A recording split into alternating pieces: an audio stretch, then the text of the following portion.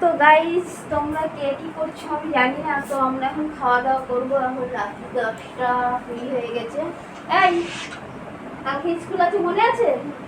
মনে আছে? মোবাইল বন্ধ কর, বন্ধ কর। খেয়ে শুয়ে পড় তাড়াতাড়ি, সকালে উঠতে হবে। পড়াগুলো দিয়েছি, কমপ্লিট করেছিস ম্যামের?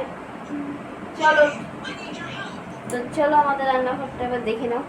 ছোট্ট একটা রান্নাঘর আমাদের।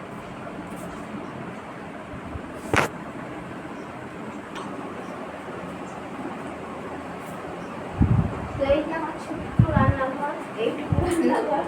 এর মধ্যে রান্নাবান্না করতে হয়, কারণ জায়গাটা খুবই শর্ট, আর তার মধ্যে সব কিছু করে নিতে হয়। জানি না এখন রাতে খাওয়া দাওয়া করবো। তোমাদের খাওয়া দাওয়া হয়েছে কিনা আমি জানি না।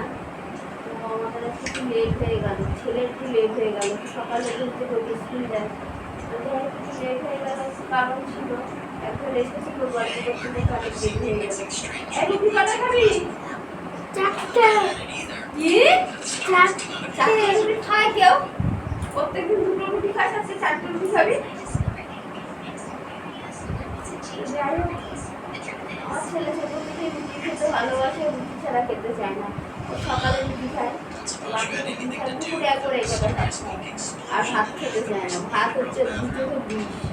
রুটি যত দেবে তত খাবে, রুটি যত দেবে তত খাবে। যাই হোক, কি দিয়ে খাবে বাবাই? মাংস দিয়ে। মাংস নেই বাবা, মাংস দুপুরবেলা শেষ হয়ে গেছে।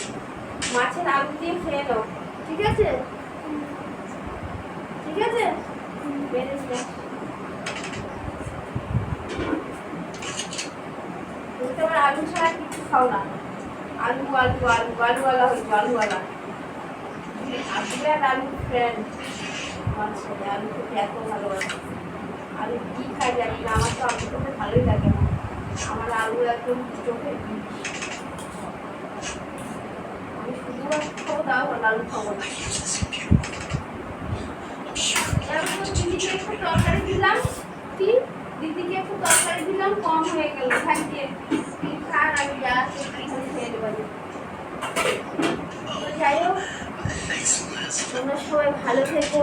ভিডিওটা এই পর্যন্তই করলাম, বেশি বড় হয়ে গেলে আবার কেউ দেখবে না।